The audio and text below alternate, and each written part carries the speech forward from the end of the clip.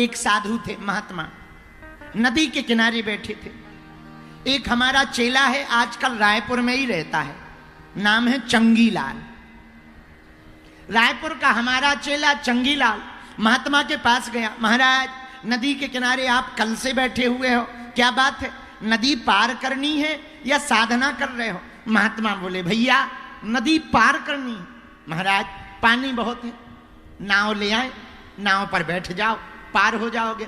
महात्मा बोले, भैया हम नाव का इंतजार नहीं कर रहे, हम तो इस बात का इंतजार कर रहे कि कब नदी का पूरा पानी बह जाए, फिर हम पार हो जाएं। सेठ जी बोले, महाराज। चंगीलाल बोला, गुरु जी नदी का पानी आप कई जन्म ले लो, ये बहुत बड़ी नदी है, कभी पूरा नहीं बहना है, थोड़ा कम होगा फिर बरसात आएगी फिर बढ़ जाएगा, नदी का पानी कम नहीं होना है, ये निरंतर चलता ही रहेगा। महात्मा बोले, यही तो हम तुम्हें समझाना चाह रहे। सेठ जी बोले, क्या? महात्मा बोले, चेले एक बात कहें, तुम कहते हो कल कथा सुनेंगे, परसों कथा सुनेंगे, आज का काम कर लें, कल का काम कर लें, बेटी का विवाह कर लें, फिर भजन करेंगे, बेटा की नौकरी लग जाए फिर भजन करेंगे, पोती पोता का मुंह देख लें फिर भजन करेंगे। अरे सेठ जी, अरे चंगीलाल, ये जिंदगी है, एक ना एक काम लगा ही रहेगा, कभी काम पूरे नहीं होंगे। जैसे नदी का पूरा पानी नहीं बह सकता, वैसे काम भी कभी पूरे नहीं हो सकते। तो करें क्या महाराज? जैसे हम अभी पार करने के लिए, नदी पार करने के लिए तैयार हो गए, वैसे ही तुम भी प्रण ले लो, भगवान की कथा को सुनकर भगवान से प्रेम करके राम नाम का जप अटूट श्रद्धा के साथ जपना प्रारंभ कर दो, तो तुम भी भव सागर से पार करने की तैयारी कर लो। बोलो सीताराम। जरा जोर से बोलो, और जोर से बोलो। तो बड़े भाग्य मानस तन पावा, अब मनुष्य तन बड़े भाग्य से पाया। दूसरा इसका दूसरा सदुपयोग सुने। आहा, चलिए हमने मान लिया गुरुजी, मनुष्य तन मिला, भारत वतन मिला, सनातन धर्म मिला, और कथा भी सुन रहे। कहां? रायपुर में। अच्छी बात। अब क्या करें भैया? कथा सुनने भर से भला नहीं होगा, तो फिर कैसे होगा? कथा को जीवन में उतारना पड़ेगा, तभी तुम्हारा भला होगा। कथा पर चलना पड़ेगा। अब महाराज कथा पे चलना, अरे कथा में जो बातें कही गई उसको बड़ी कठोरता पूर्वक पालन करके चलना पड़ेगा। बुरा न मानना, ये मन बहुत खराब है।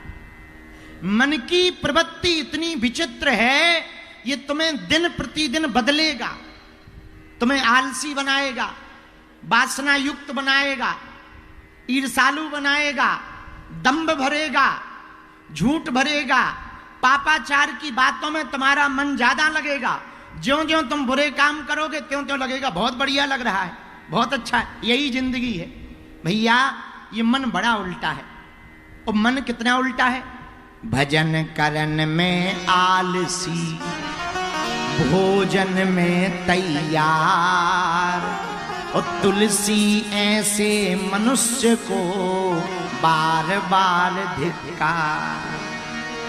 ये मन भजन करने में तो बड़ा आलस आता है। किसी से कहो रामायण पढ़ो, गुरुजी हमारा तो सिर दर्द हो रहा। बेटा मोबाइल चलाने में नहीं होता है।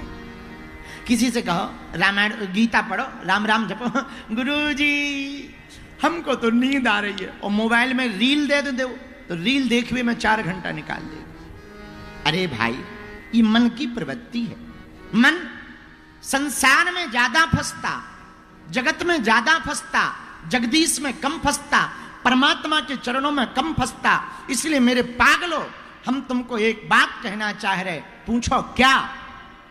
मन की कठोरता कैसे होगी? मन को लाइन में कैसे लगाया जा सकता? मन को प्रेम से लाइन में नहीं लगाया जा सकता। मन को तो कठोर प्रण लेकर के, नाम जप का आश्रय लेकर, किसी सच्चे संत की शरणागति लेकर के ही मन को भगवान के चरणों में लगाया जा सकता है। बालाजी महाराज के कृपा पात्र बागेश्वर धाम पीठाधीश्वर परम पूज्य धीरेन्द्र कृष्ण शास्त्री जी महाराज का पावन संकल्प मध्य प्रदेश में छतरपुर के ग्राम गढ़ा में बनेगा विश्व स्तरीय कैंसर अस्पताल एवं रिसर्च सेंटर, जिसकी आधारशिला देश के यशस्वी प्रधानमंत्री नरेंद्र मोदी जी के कर कमलों से रखी जा चुकी है। 200 करोड़ रुपए की लागत वाले 100 बेड के इस अस्पताल में गरीबों का होगा मुफ्त इलाज। ये बहुत बड़ा अवसर है, बहुत बड़ा काम है।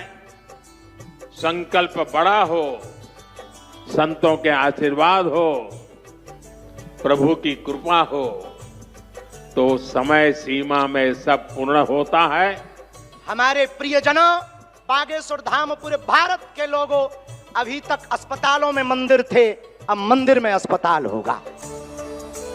कैंसर हॉस्पिटल निर्माण हेतु सहयोग देकर पुण्य के भागी बने।